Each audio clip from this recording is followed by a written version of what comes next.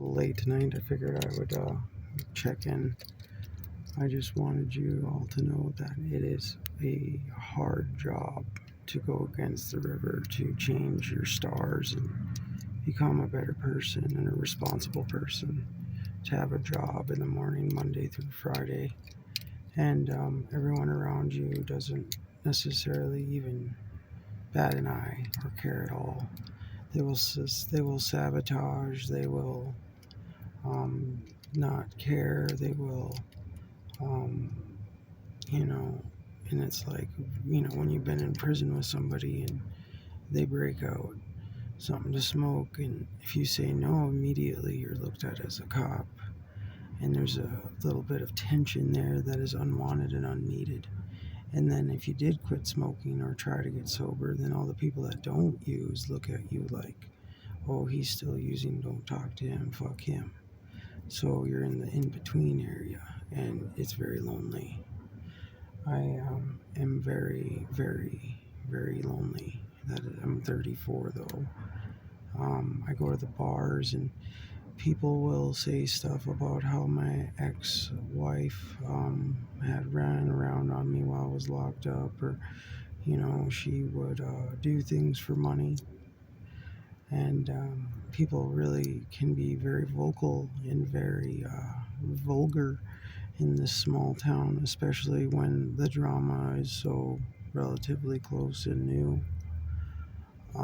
Just straight burned. Like I said, you sit in prison all excited to get out, and then you get out and there's like, why did I even get out? I should have just stayed in. It can be like that if you really want to change. And even if you are changing, you still could be punished by your probation officer and everything like that. Like, I first got out, I pissed clean, and my PO goes, oh, that's disappointing. And then he showed up the next day and piss tested me again. I couldn't even pee, and he got me for a dirty UA because I couldn't pee. And he got me all the time. And like, this is for a crime where I brought a girl to the hospital, straight to the hospital. She asked me not to.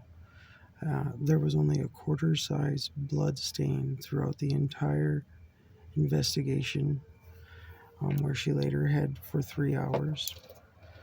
I came into town immediately, swung by my house, got a light on her, and I said, we're going to the hospital. She said no. I brought her anyway. I went inside because she didn't want to go inside. I walk inside, I go to the ER nurse, and I say, hey, my friend has a warrant. Can we please help her without the cops? She got into a motorcycle accident after she drank a fifth of B&E.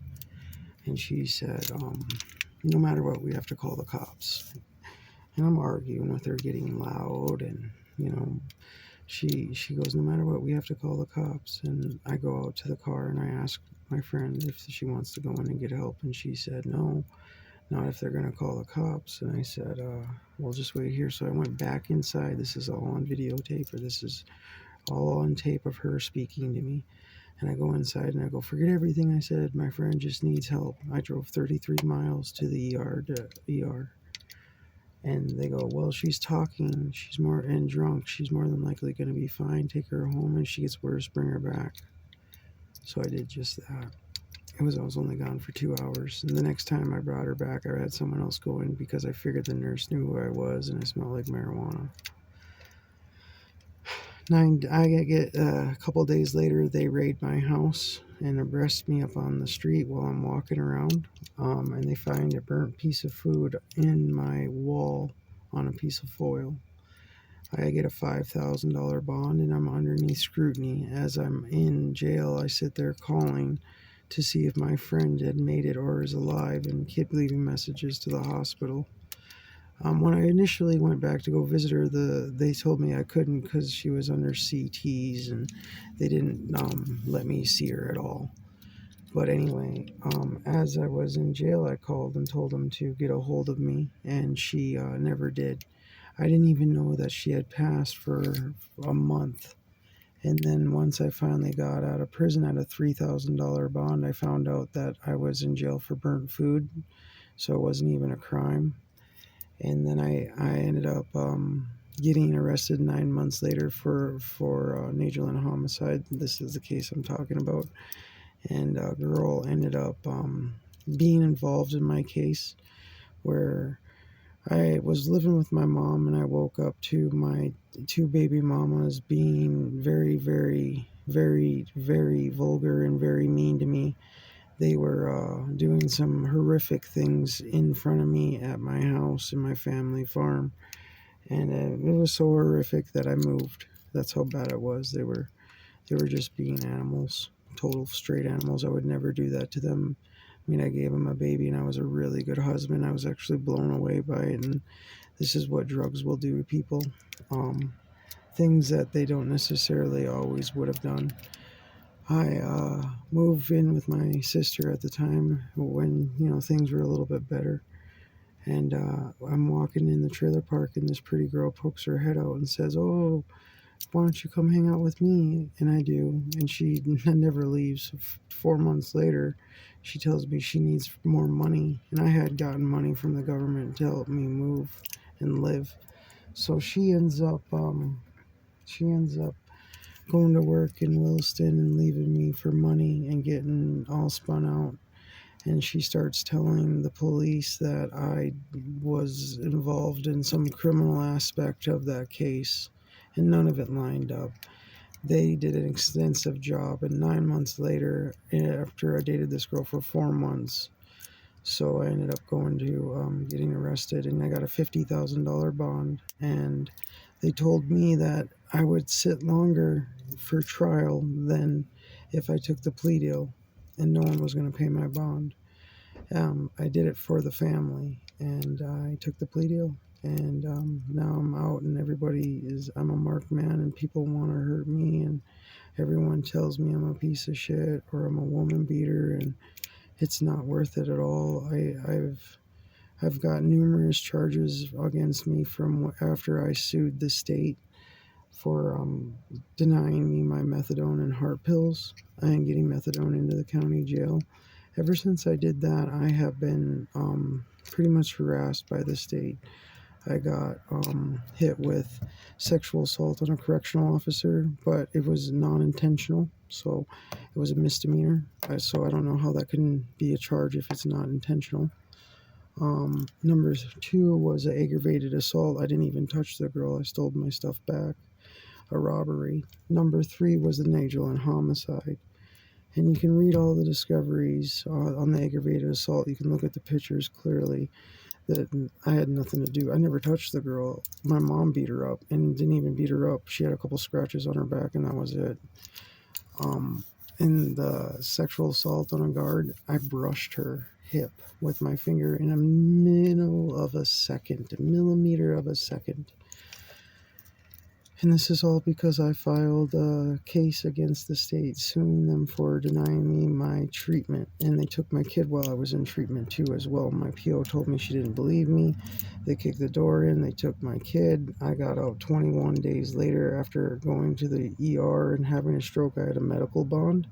They actually gave me a reasonable bond from $10,000 to $400. I got out, went back to treatment as they told me to.